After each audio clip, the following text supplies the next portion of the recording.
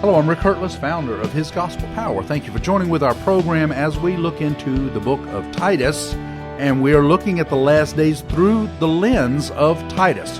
And how is Paul talking to Titus, who was a great elder of the church? Paul trusted him to be able to build a church and be able to lead the church. And so we are looking at the last days through that lens. Now, keep in mind, Paul said that we are in the last days, okay? And this was Paul. He wrote that 2,000 years ago.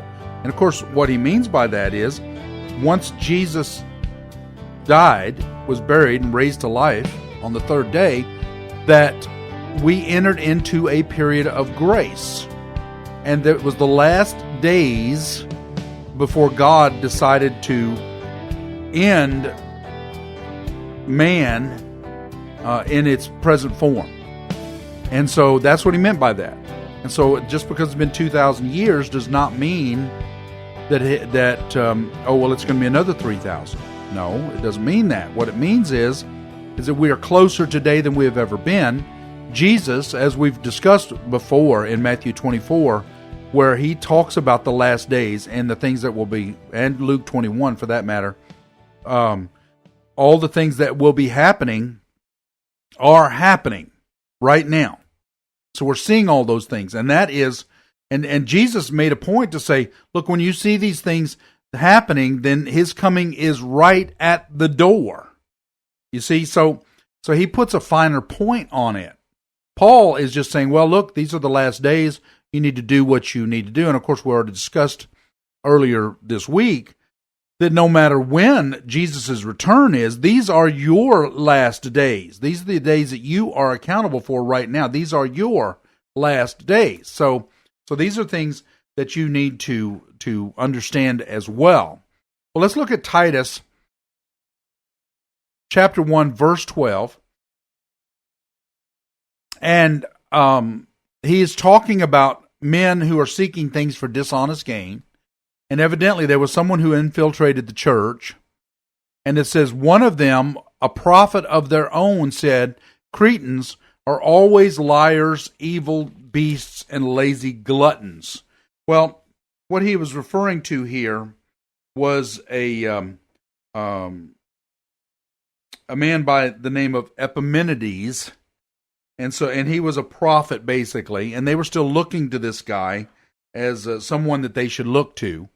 And of course, he's rebuking that. He's saying, look, you need to be careful of all of these.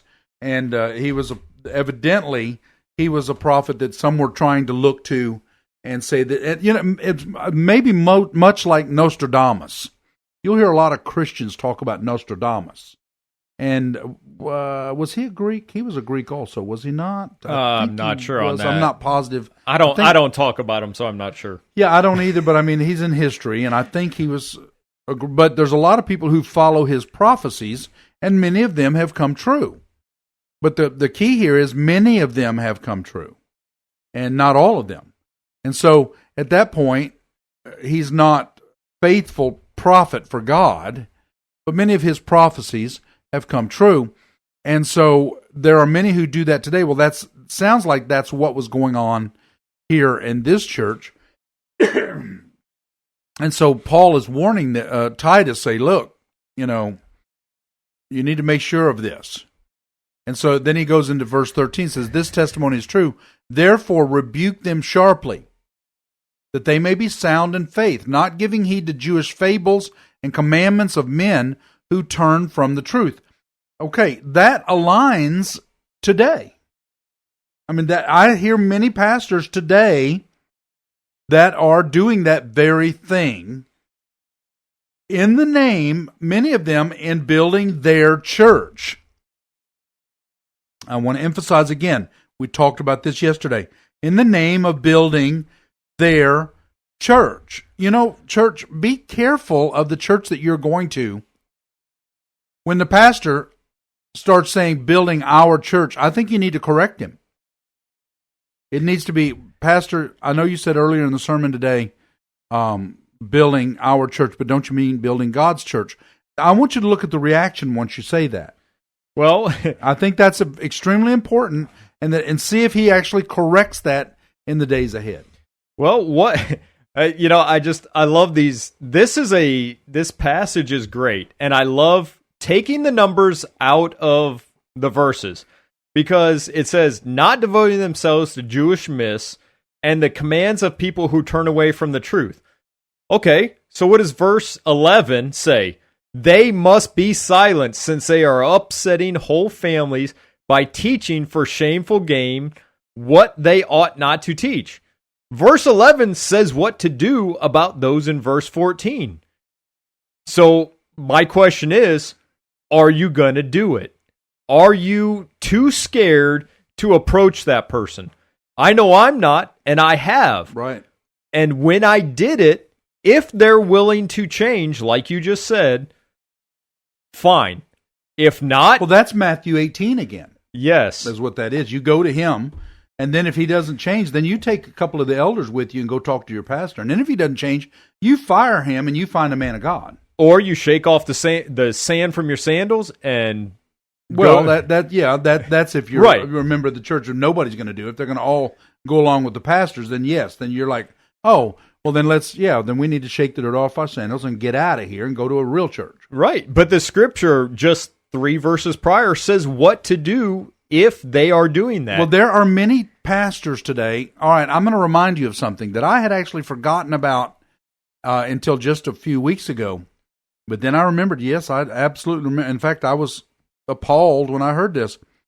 Do you remember a venue that Barack Obama and John McCain wanted to go and do a debate? And it was a venue in California. And the venue was a so-called church. Before Barack Obama would agree to it, every symbol that was Christian had to be covered up. And I'm not afraid to mention that many have not wanted to say it, but I'm not afraid to remind you that was Rick Warren's church. Doesn't surprise me. And that was Rick Warren's church where they had, and he's the one who asked the questions also. But they covered up every symbol that had anything to do with Jesus. That was Barack Obama's mandate if he was going to come. So at that point, why have it at a church? Why not just do it at some other auditorium? Because at that point, that building becomes an auditorium. It is no longer a church. Now, so I'm only bringing that up because if I were going to that church at that point, I would have walked out. Wait a minute. Now you're saying that we're standing for Christ, but we're ashamed of him, so we're going to cover everything up. So this king of the nations, because he's higher king than Jesus, this would-be king of the nations is going to come here, so we're going to put him on a higher pedestal than Jesus? Do not forget, Saul was the first king of Israel. And what was their request of God? We want a king like all the other nations. That was what their request. We want a king. God was the king of the Jews. God was the king of Israel. He said, you will be my people and I will be your God. And if you're obedient to me and you worship me, you will win wars, you will do all these things. But he disciplined them, a bad word in the language, in any language. He disciplined them and they did not obey, and so they lost a war. And so what did they say to him? We want a king like all the other nations. So God gave them Saul, who was an evil king. Well, Rick Warren and America did the same thing. We want a king like all the other nations. We got Barack Obama, who did not start all of this mess, but boy, was he instrumental in this division that's going on.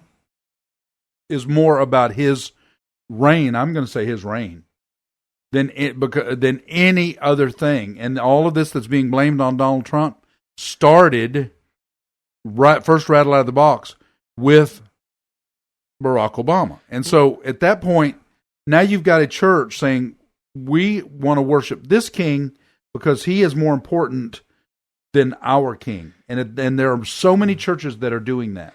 Well, one thing to think about with Barack Obama, what does a dictator or a king do? He dictates. I heard at one point Barack Obama signed more executive orders than something like the 10 previous presidents combined. Yes. Well, an executive order is not left up to a vote, whether in Congress or the Senate. It's just, so it is written, so it shall be done. Right. So that is exactly what a dictator does, is they basically just dictate. And that's what he did. So that fits the perfect profile of what you were saying about him. It's so ironic that, especially because the left will not recognize that. They can't see it. And, of course, they're saying, well, if he wrote it, it must have been good for us. Let me tell you something. There are many of those executive orders that have not even been able to be addressed yet because of all the turmoil that the Congress has done with the president, and he probably doesn't even realize many of them because he's having to focus on all of this lunacy that are going to affect us huge in the days to come, in the years to come. Whenever President Trump is gone, they're really going to affect us, whether it's 4 years from now or 4 months from now. Or 40 years from now, according to him. Yeah, well, according to, yeah. We'll see, whatever. Yeah, whatever. So, one thing for sure, we are seeing in these last days more and more and more so-called churches coming under the world order. I can see, in Sweden, when I was traveling in Sweden, the churches were still there. They were mandated what they could and could not say by the state. And I can see our churches fall under that exact order. Now, they've done it without even making it a law here. They call it political correctness.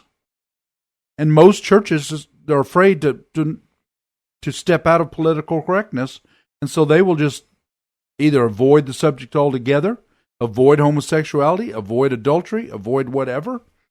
Just like you had said about a church that you had gone to, if the majority of the church doesn't want to hear about that sin, it's simple. The pastor just doesn't preach it. Yeah. It's simple. And so we're seeing that. And that was specifically referring to money. Yes. Yeah. Oh, yes. And really, so what does that say? You're right. That's the king idol right there. That's the top of the heap, idol-wise, is the money, which we know that. There's an old saying, follow the money. And most of us that have been around the world very long have known that saying is follow the money. And that will always, no matter what it is, you follow the money. It will take you to the rest. Well, in that regards, I want to talk about, since we got a couple minutes, the opposite side. If you want to follow the example of Christ, a couple weeks ago was the Feast of Trumpets. And me and my family, we've been focusing more and more on following the feasts that God prescribed for us to follow.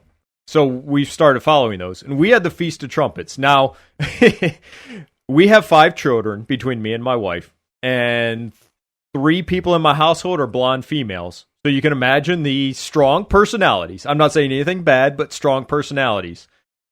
We celebrated the Feast of Trumpets, which we've been starting to follow the Sabbath, Friday to Saturday. We celebrated the Feast of Trumpets. I bought a shofar. I went to go celebrate the beginning of it on Friday night, pulled out the shofar, started playing it. Our daughter, our 18-year-old daughter, who is a trumpet player in high school, who really doesn't want much to do with these events, understandably teenager, she's like, let me try it. She started blowing that thing and loved it. The rest of that night, my entire family, you want to talk about peace in the household, during the dinner, completely, serene, praising God that entire night. When the next day, we just enjoyed family time together. That was one of the most peaceful events we ever had as our family. Didn't go to a church building, didn't have any event like that. It was just a time of praise and worship for God, honoring His time. But when we get into that environment, whether you do it for that or for some other, environment just worshiping God, you will see a drastic difference. We were talking about the Great Commission. When you follow the Great Commission to witness to people, to stay in that mentality, you will see a drastic difference in your family, in your society. It is just amazing how God works to relieve the stress, the anxiety, the pressure of your daily walk. I mean, those are the things we're following, but you will see it no matter how you honor Him, as long as you honor Him in what you're doing. I mean, it was just a phenomenal time. Now, the Feast of Tabernacles is coming up, and we're planning on going out camping to celebrate that. My kids are looking forward to it. My wife's looking forward to it. I mean, it's something that you set aside a time and an environment for Him, and you will notice a drastic difference in the environment in your household. And it's not about following the law. Right. It's about following what you want to do for God. And really creating an environment. That's what it's really about. Creating the environment to worship Him. Exactly. So that is, that's what God wants us to do. He wants us to be obedient. He wants us to love Him. He wants us to do the things that He would have us to do for love's sake, not for the law's sake. Right. Well, thanks for joining with our program. Please go to hisgospelpower.org, click on the donate button or the contact us button. And thank you to all of those who do support our ministry. This is a ministry. It goes around the world. We are in many countries around the world, and we are excited to have you listen to our program with us. If you'd like to text us or if you'd like to email us, please go to hisgospelpower.org, click on the donate button or the contact us button. Until next time, I pray you receive His gospel power today.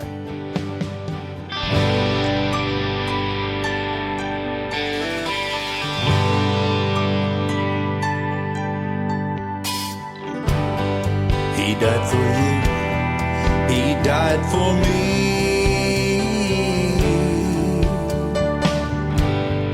From our sin, He set us free. He loved us so, His life He gave.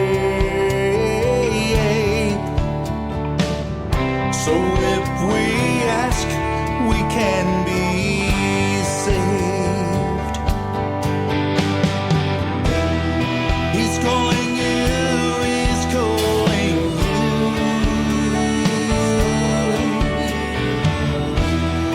Jesus Christ is calling.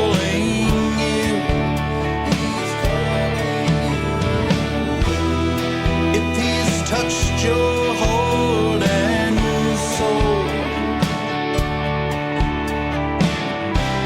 then come let Jesus make you whole. Come kneel with me and we will pray